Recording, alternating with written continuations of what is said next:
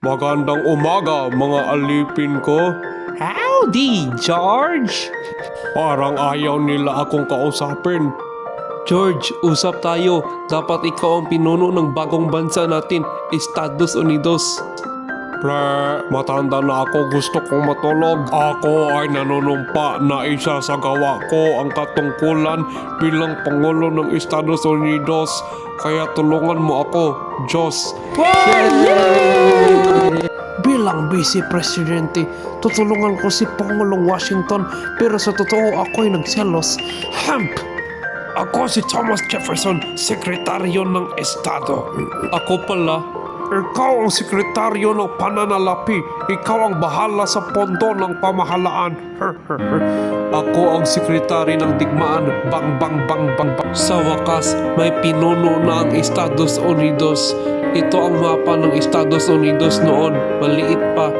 Sasabihin ko ulit ang mga pagbabago sa bansang ito. Ang unang pagbabago, may karapatan ang tao na sabihin nila anong gusto nila na walang censorship. Kahit sabihin ninyo na pangit ako, hindi kita patayin, may karapatan ka. Pangalawang pagbabago, pwede kang may dalang armas bilang depensa sa bahay mo. Ngunit mahimagsikan sa Pransya dahil mahal ang tinapay, nagalit ang mga Pranses sa hari nila, Haring Louis ika-16. Guys, inosente ako. Patawarin ko ang mga manunulat ng kamatayan ko. Pinugutan ang ulo ng hari ng Pransya. Kahit ayaw niya maging pangulo ulit, mayroong pangalawang termino si George Washington kasi popular talaga siya. Ay George, pinutol nila ang ulo ni Haring Louis. Mga Pranses ang malupit masyado. Naku po, nagdeklara ba ng digmaan ng Pransya sa dakilang Britanya? Siyempre, excited na ako sa digmaang ito. Ayon sa kasunduan ng 1778, dapat sasali tayo. Hoy, neutral dapat tayo, Thomas. Pero ang kasunduan natin sa Pransya, naku, awayin tayo ng Pransya kapag hindi tayo lalaban sa dakilang Britanya. Neutral tayo, Thomas. Dapat hindi tayo pakialamero sa ibang bansa. Naintindihan mo ba ako, boyo? Dakilang Britanya, dahil sa kasunduang ito, J Treaty, iwanan mo na ang mga kota ninyo sa Amerikanong hilagang kanlurang teritoryo. Hindi ito maaari. Tama, kaibigan natin ang Pransya, pagtaksil ito sa mga mata nila. Sa totoo lamang, hindi tayo maging malayang bansa kapag wala ang tulong ng Pransya. Ngayon neutral na tayo. Pero kapag lalaban tayo, sayang ang pera natin. Baka maubos pa nga mga estupidong Republicans. Tahimik federalista, pabor kayo sa pambansang pamahalaan, pambansang bangko at ekonomiya industriya. Gusto nyo talaga ng fossil fuels? Tahimik at demokratiko republikano, gusto ninyo ng agrikulturang ekonomiya at karapatan ng Estado. Akala ninyo mabubuhay ang bansa sa agrikultura lamang, mga mani. Akala ninyo hindi kailangan ng makina ang bansa natin. Ito ang ibig kong sabihin.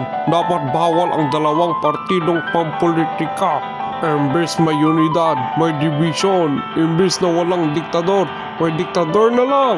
Dahil lang sa mga partido na ito, magkaroon ng korupsyon. Hindi tayo makasundo.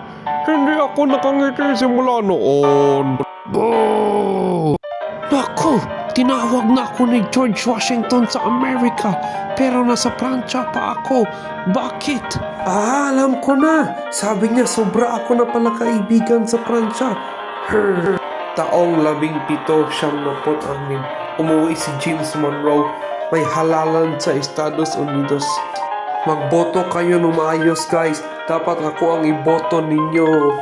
Kapag siya ang iboto ninyo, kaibigan ninyo ang Britanya at taksil kayo sa mga Pranses, iboto ninyo ako, si Violin Boy. Pirata sa Morocco, mag-ingat kayo. Hooray! Ako ang sunod na Pangulo. Natalo si Thomas, kaya siya ang Vice Presidente ko. Tangina. Dahil hindi na siyang Pangulo, may sabihin si George Washington bilang paalam sa atin. Alam ninyo guys, ang ina nyo, ako'y nahihiya.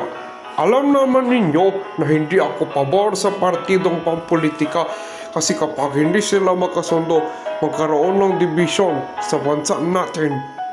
Dapat neutral lang tayo tuwing may digmaan sa ibang bansa. Yun lang ang masasabi ko. Kapag kailangan ninyo ako, nasa bahay lang ako, nagtatanim ng mani. Paalam. Taong 1777, masaya si George Washington. Siya ay mamatay pagkatapos ng 2 taon. Siya ay isang wais na tao, ngunit walang nakikinig sa mga babalaan niya. Pagkatapos naging pangulo si John Adams, si Thomas Jefferson ang sunod, tapos si James Madison, at si James Monroe ang panglima. Kilala nila si George Washington pero hindi sila nakikinig sa kanya.